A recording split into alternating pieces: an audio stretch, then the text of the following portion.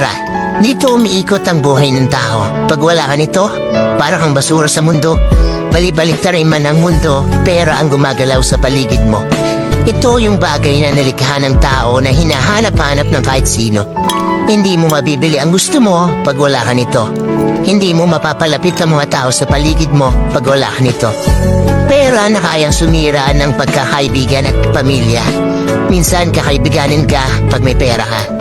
Kikilalanin kang kapamilya pag asensado ka. Pero pag nawala sa iyo ang pera mo, lalabas ang tunay na hulay ng nasa paligid mo.